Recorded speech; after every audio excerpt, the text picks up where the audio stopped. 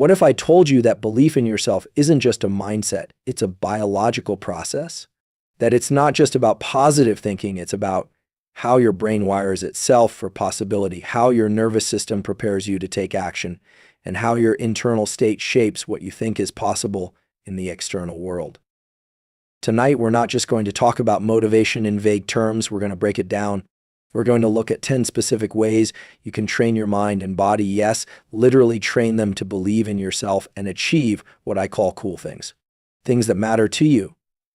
Things that light up your dopamine circuits, shift your sense of agency, and rewire your brain for momentum. Some of what I'll share is rooted in neuroscience, some in psychology, some in sheer lived human experience. But all of it is actionable. All of it is based on how belief works at the level of circuits and behavior. Because here's the truth, self-belief isn't some mystical trait you either have or don't. Eat something you can build step by step. Self-belief begins in the nervous system. Train it like a muscle, not a mood.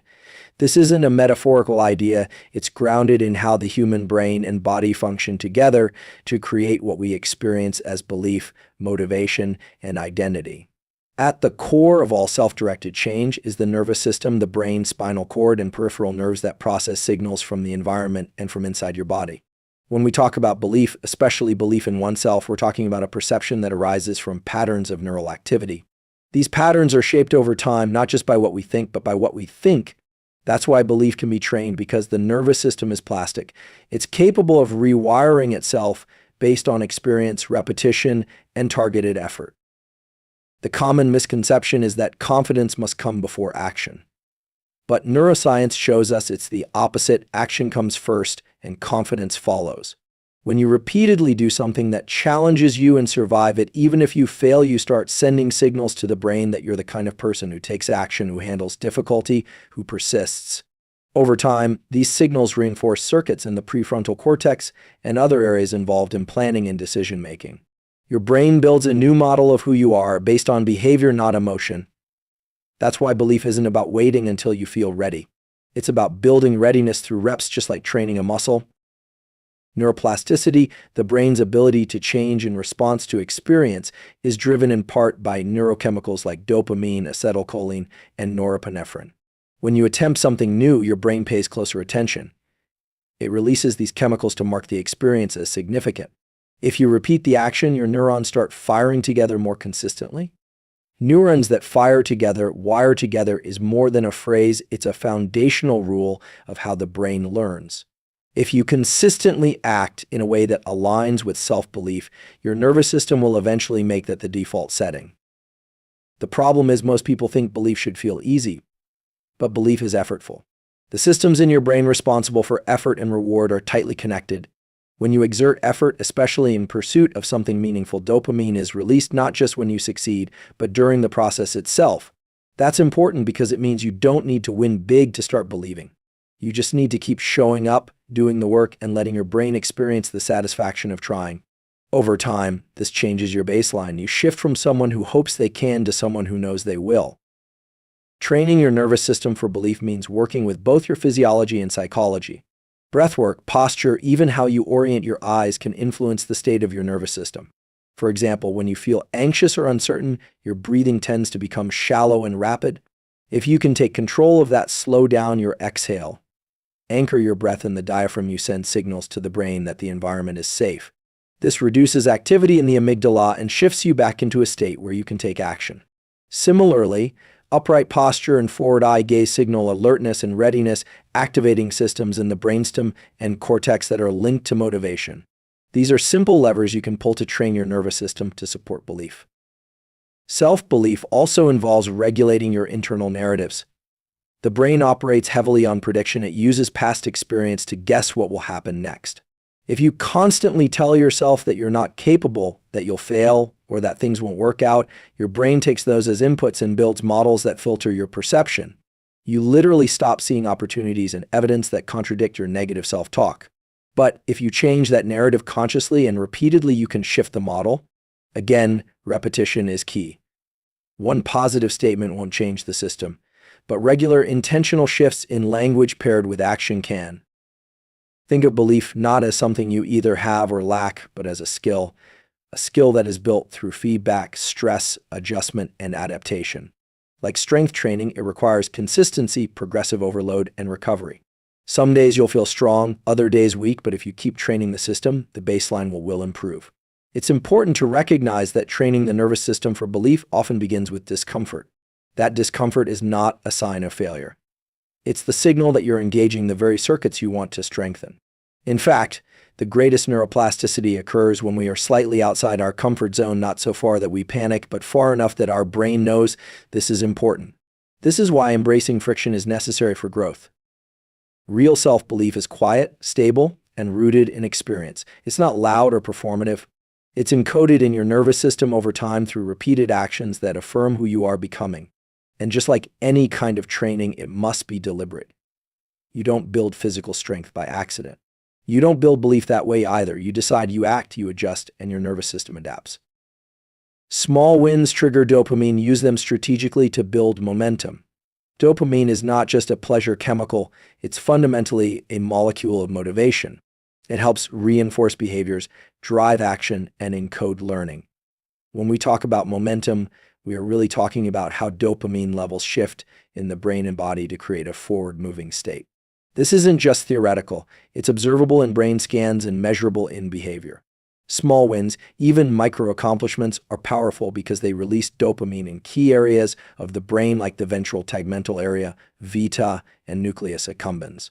This dopamine release doesn't just make you feel good, it creates a signal that says, "That work, do more of it."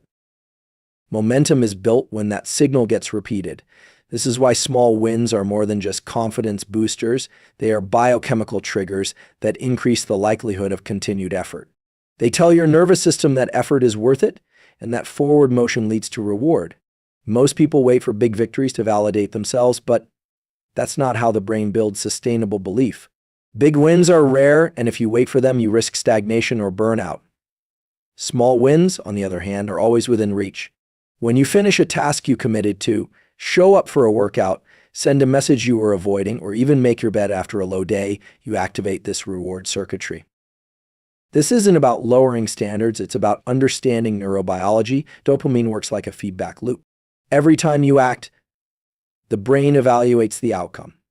If there's even a small positive result, dopamine rises. This rise in dopamine increases focus, energy, and the willingness to pursue the next step.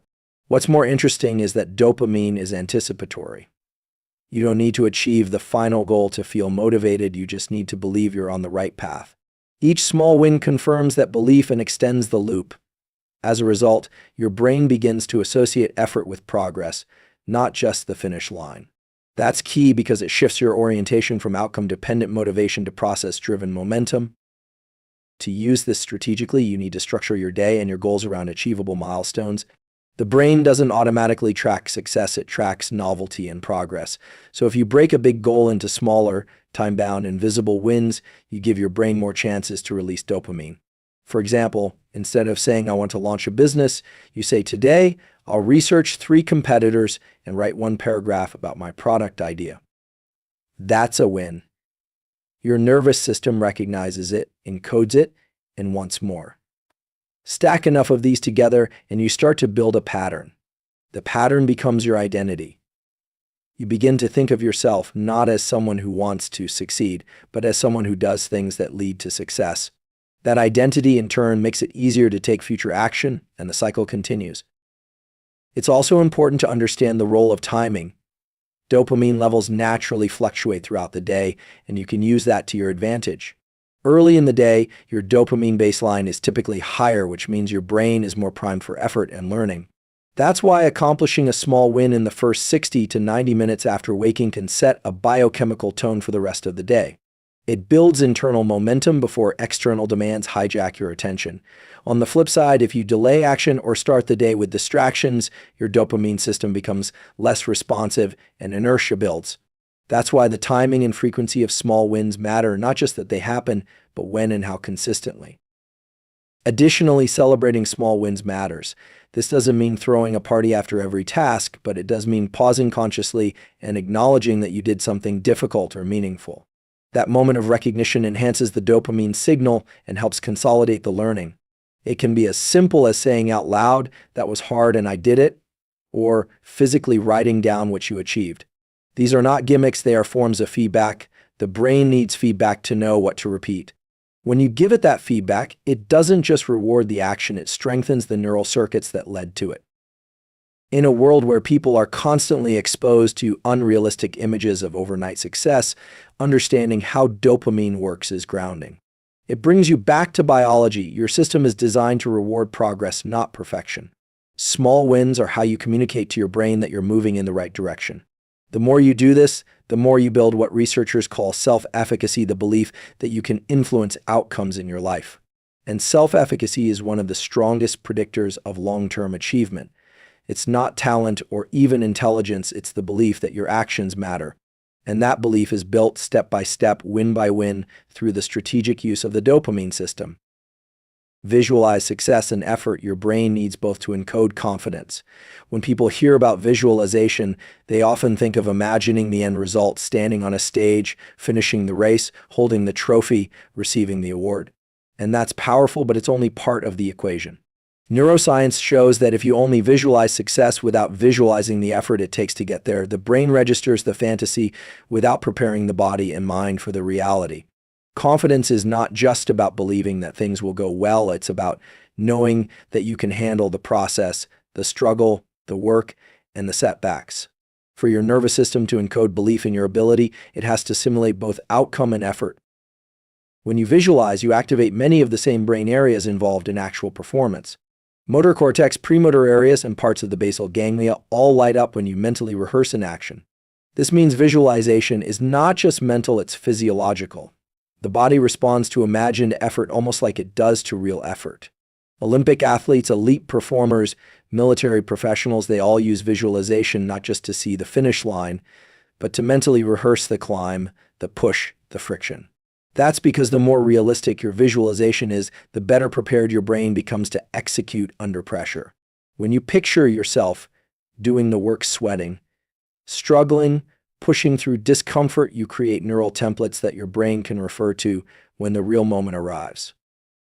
It's important to understand that confidence comes from familiarity. If your brain has never experienced something, even in simulated form, it will register that experience as foreign and possibly threatening. That activates the limbic system, increases cortisol, and makes it harder to perform. But if you've rehearsed the experience even just in your mind, the brain interprets it as less novel. It recognizes the pattern. It says, we've been here before. That familiarity lowers the fear response and increases your ability to stay composed. This is why effort-based visualization is so powerful. It doesn't just prepare you to win, it prepares you to work. There's also a chemical reason to include effort in visualization. Dopamine, the molecule of motivation, is released not only when you achieve a goal, but when you anticipate reward through effort. If you only imagine success, you may get a quick spike in dopamine, but it fades. When you imagine yourself putting in the hard work and overcoming challenges, you extend the dopamine arc. Your brain begins to associate the process with reward, not just the outcome. That's how you sustain motivation through long periods of difficulty, by training your brain to see effort itself as meaningful and worthwhile. To make this practical, you can build a short daily practice of visualization that includes two components. First, visualize the desired outcome, what it looks like, what it feels like, the emotional and sensory experience of having achieved what you're working toward. Second, shift the focus to the process. Imagine yourself waking up early to train, sitting with discomfort, staying focused when it's tempting to quit. Add detail. What are you wearing? What are you feeling? What obstacles show up, and how do you respond? The more vivid and specific the visualization, the more effectively your nervous system encodes it. Another key element is consistency. One visualization session won't change much, but repeated exposure to this mental rehearsal builds the same kind of neural adaptation that physical repetition does. It's not magic, it's biology. Just like practicing a skill builds myelin around the relevant neurons, mental rehearsal strengthens the neural pathways associated with that task. That's why consistent visualization, especially when tied to action, builds real-world confidence. You're not just imagining success, you're building the cognitive infrastructure to handle what it takes to get there. Visualizing effort also changes your relationship with discomfort. Most people avoid effort because their brain has labeled it as negative, painful, or threatening. But when you repeatedly picture yourself enduring effort and succeeding through it, the association changes. Your brain begins to see effort as part of the path, not as a signal to stop. This reshapes how you respond under pressure. Instead of interpreting struggle as a sign that something is wrong, you interpret it as confirmation that you're on the right track. This psychological shift can mean the difference between quitting and pushing through, between anxiety and focus, between hesitation and flow. Finally, integrating visualization into your daily routine helps align your internal state with your external goals. It becomes a tool for directing your attention, shaping your physiology, and preparing your system for performance. Over time, this daily mental training builds a deeper belief that you are not only capable of achieving great things, but that you are prepared for the real work it takes to make them happen. Your brain learns to anticipate challenge, your body learns to regulate under stress, and your identity begins to shift from someone who hopes for success to someone who expects it and is trained for it. Deliberate discomfort trains resilience. Confidence grows through controlled stress. The human nervous system is designed not just to survive discomfort, but to adapt to it. In fact, much of what we consider mental toughness, self-confidence, or grit can be traced back to how well a person has conditioned their body and mind to operate under stress. This doesn't mean seeking out chaos or trauma, but rather applying strategic doses of challenge in a controlled environment to train the systems that regulate fear, effort, and recovery. Confidence is not the absence of stress, it is the familiarity with it. It is the deep, embodied knowledge that you can stay grounded, focused, and capable even when things are hard. And the only way to develop that kind of confidence is through exposure to manageable stressors that push you just outside your comfort zone. The brain is a prediction machine. It's always trying to anticipate what's coming next. When something unfamiliar or intense happens, the brain tends to register it as a threat. It activates the sympathetic nervous system, which increases heart rate, respiration, and cortisol levels. This is not a malfunction, it's the body's way of mobilizing energy for action. But if you've never trained under stress, your system will interpret that physiological shift as panic. Your prefrontal cortex, responsible for decision-making and planning, will start to go offline.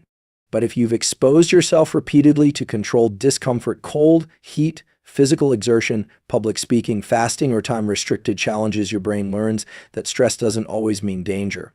It starts to predict survival instead of failure, and that shift in prediction is the essence of resilience. Deliberate discomfort can be physical, cognitive, or emotional. Cold exposure is a powerful physical example. When you put yourself in an ice bath or cold shower, your initial reaction is panic. The breath quickens, the heart races, the body wants to escape, but if you stay with it, breathe through it, and stay calm despite the discomfort, you train the vagus nerve to regulate your internal state. Over time, your body learns to tolerate more discomfort with less stress response. That adaptation transfers into other areas of life. You become more composed under pressure, not because life got easier, but because your system got stronger. On the cognitive level, discomfort might look like studying something difficult, having a hard conversation, or focusing for long periods without distraction. The key is to resist the impulse to escape. In a world of infinite digital distractions, the ability to stay focused is a kind of modern superpower. Training cognitive discomfort, deliberately doing things that require mental strain, builds the capacity to endure uncertainty, ambiguity, and complexity. These are all traits associated with confident, high-functioning individuals, and they don't come naturally. They're trained through repetition. Emotionally, deliberate discomfort might look like vulnerability, telling the truth, or confronting failure. These things trigger emotional pain and social threat circuits in the brain, but every time you lean into those moments instead of avoiding them, your brain recalibrates its sense of what's dangerous. You begin to realize that you can survive discomfort, and this builds emotional range and internal stability. Confidence grows from this place of internal evidence, from knowing that you've done hard things before and that you can do them again. It's not about affirmations or hype, it's about reps. The concept of controlled stress is important here. You don't build resilience by overwhelming the system. That leads to burnout, shutdown, or trauma. Instead, you apply just enough challenge to provoke adaptation without tipping into chaos. In biology, this is called hormesis, a small dose of stress that makes the system stronger. The same principle applies psychologically. The right amount of discomfort at the right time, followed by recovery and integration, is what strengthens the nervous system. You become less reactive, more composed, and more grounded under pressure. When you train with discomfort intentionally, you start to see struggle not as a sign of weakness, but as a signal of growth. You stop interpreting your own fear or hesitation as failure. You start to trust the process of becoming stronger through exposure. This shift rewires your identity. You begin to see yourself as someone who doesn't run from challenge, someone who's capable of staying with difficulty until it passes or transforms. That's where real confidence lies, not in perfection, but in perseverance. Over time, this kind of training builds a baseline level of self-trust. You don't need to psych yourself up before every challenge. You don't need external validation. You've built a deep reserve of internal experience that tells your brain and body, I've been here before, and I know what to do. This is how controlled stress becomes a foundation for self-belief. It teaches you how to stay calm in the storm, how to maintain clarity in the noise, and how to keep moving forward even when things feel uncertain or hard. The more you condition yourself to handle discomfort, the less you fear it, and the more confident you become in your ability to take on whatever life demands. Environment shapes belief. Curate your surroundings for confidence. The brain is highly plastic, meaning it adapts constantly based on what it perceives and experiences. What many people overlook is how much the external environment feeds into internal narratives. The cues in your space, your workspace, your home, your social circle, your digital inputs all send signals to your nervous system about who you are, what you value, and what's possible for you. These signals can either support your confidence or erode it, sometimes without your conscious awareness. The key is to move from passive exposure to active curation. If you want to believe in yourself and achieve things that matter, you need to intentionally construct an environment that reflects and reinforces the mindset you want to embody. Your physical space is a great place to start. When your environment is chaotic or uninspiring, your brain has to use more energy to focus and stay regulated. Clutter increases cognitive load, which can lead to procrastination and self-doubt. But a space that's clean, orderly, and purposefully arranged sends a subconscious signal that you are in control. This is why making your bed, organizing your desk, or creating a visual display of your goals isn't trivial. It programs your brain to interpret your surroundings as stable and supportive. That sense of stability builds confidence by reducing mental friction. It becomes easier to believe in your ability to succeed when the space around you reflects intention, order, and clarity. Lighting, colors, sounds, and even smells play a role in regulating your nervous system. Natural light, for instance, helps regulate circadian rhythms and enhances dopamine production, which boosts mood and motivation. Dim, artificial lighting can dampen your alertness and energy. Curating your environment to include light, movement, and sensory inputs that align with your desired mental state makes a measurable difference in how confident and alert you feel throughout the day. That's not a matter of aesthetics, it's a matter of neurobiology. Social environment is another powerful influence. Humans are wired for social learning. The people you spend time with shape your beliefs about yourself and the world. This happens through a process called emotional contagion, where the nervous systems of individuals in close proximity begin to mirror one another. If you're constantly around people who complain, avoid responsibility, or undermine growth, your system begins to internalize those patterns. But if you surround yourself with people who strive, reflect, and take action, who normalize growth and resilience, you start to embody those traits by association. This doesn't mean cutting people off in a reactionary way. It means noticing how people affect your energy and your thoughts, and choosing to spend more time with those who elevate you and less with those who drain you. Digital environment is just as critical. Every notification, post, article, or video you consume sends signals to your brain about what's relevant, important, and possible. Doom scrolling or obsessively watching curated highlight reels of others' lives can create a distorted reality that leads to comparison, inadequacy, and paralysis. But when you curate your digital inputs following creators who educate, motivate, or challenge you constructively, you give your brain more healthy data points. You can train your algorithm to feed you confidence-building content by what you choose to engage with. This gives you a subtle but powerful form of environmental control that helps reshape your internal dialogue. Another piece of environmental design involves visual anchors, cues in your space that trigger specific beliefs or behaviors. This could be a whiteboard with your goals, a quote that resonates, an object that represents a past victory, or even a picture that connects you to a meaningful vision. These aren't just decorative. They're tools that direct attention. And attention is the gateway to belief. What you see often becomes what you focus on. And what you focus on, your brain begins to believe. Routines also create a kind of environmental structure. When your day includes time-blocked windows for learning, moving, recovering, or reflecting. You establish predictable rhythms. Predictability calms the nervous system, increases your ability to stay present, and reduces decision fatigue. This frees up cognitive energy to invest in action and learning, which both feed into self-efficacy. Small routines, even things like journaling, walking, or checking in with a mentor, build microenvironments within the day that reinforce a growth-oriented identity. Over time, these rituals become a kind of scaffolding that supports higher levels of performance and confidence. One of the most empowering shifts you can make is to stop waiting for your environment to inspire you and start designing it too. Confidence isn't something you wait to feel, it's something you build with repetition, structure, and alignment. The more aligned your external world is with your internal goals, the less resistance you encounter. You don't have to constantly will yourself into action when your environment is quietly nudging you forward. It becomes a kind of silent partner in your development. Your space holds you accountable. Your people reflect your standards. Your inputs elevate your perspective. And the system as a whole begins to signal to your brain, this is who I am now, and this is the kind of life I'm capable of building. Action builds evidence. Confidence is the memory of past victories. Belief in yourself doesn't start in the mind, it starts in behavior. You can't think your way into self-trust, you have to earn it through action. Every time you act in alignment with your goals, your brain registers a data point. I said I would do this, and I did.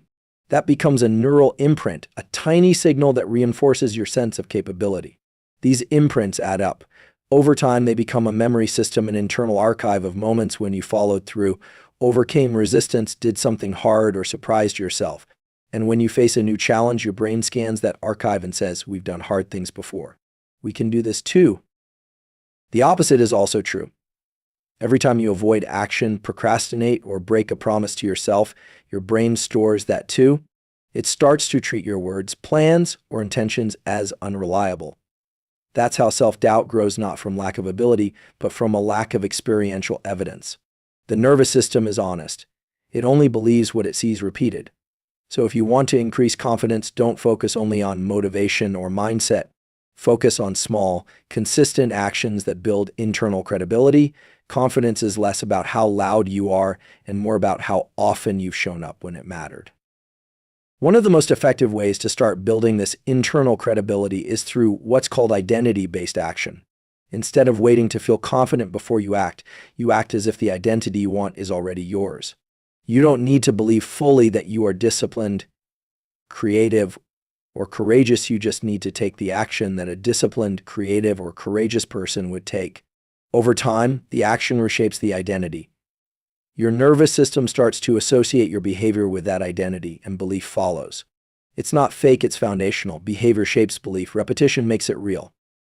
Tiny actions are especially powerful. People often think they need a massive win to build self-belief. But neuroscience shows that small wins are just as effective because the brain tracks frequency more than magnitude. The key is to set yourself up for a win every single day. That might mean doing one focused work sprint, completing one cold exposure session, or having one honest conversation. Each time you complete a task you said you would do, even if it's minor, you teach your brain that your word matters. This creates a positive feedback loop. Completion leads to belief. Belief leads to momentum. Momentum leads to greater action. Physical movement is one of the most direct and underused ways to build confidence through action. When you move your body, especially under resistance or in difficult conditions, you signal to your nervous system that you can act despite discomfort. This has deep evolutionary roots. For our ancestors, the ability to act under threat was essential for survival. Today, the threats are psychological rather than physical, but the mechanism is the same. Movement reduces stress hormones, boosts dopamine, and increases the brain's ability to learn from experience. It creates a state of readiness. That readiness becomes your baseline, and from that baseline, you are more likely to take other types of action, creative, social, or intellectual. Another powerful source of action-based confidence is skill acquisition. When you learn something new, especially something difficult, you create new neural pathways. The process of going from I don't know how to I'm starting to get it to I can do this is one of the most direct ways to shift identity. That's why learning is so tightly tied to confidence. Not because knowledge makes you special, but because learning changes how you see yourself. It gives you proof that you can adapt. That proof is essential, especially in times of uncertainty. Tracking your actions is another critical step. Your brain needs feedback. When you journal your wins, reflect on progress, or even just check a box next to a completed task, you create a loop that reinforces the action. This strengthens the memory and anchors the experience in your identity. You move from vague effort to concrete progress. And this clarity helps reduce the kind of self-doubt that grows in ambiguity. You don't have to wonder whether you're improving. You can see it in the evidence you've collected. There's also something powerful about doing hard things early in the day. This sends a message to your system: action comes first. That morning win creates a neurochemical state that primes you for further effort. Dopamine, norepinephrine, and adrenaline rise in concert, creating energy, drive, and focus. When you delay action, you delay that state. But when you start with movement, creation, or challenge, you signal to your system that you're someone who acts. That identity becomes sticky. It follows you through the day. Confidence is not a mood. It's not a trick you play on yourself. It's a reflection of your track record with action. You build it one repetition at a time in small, ordinary moments when you choose to lean in rather than pull away. You build it by doing the thing before you feel ready, by showing up even when it's inconvenient, and by proving to yourself over and over again that you are the kind of person who takes action, especially when it matters most.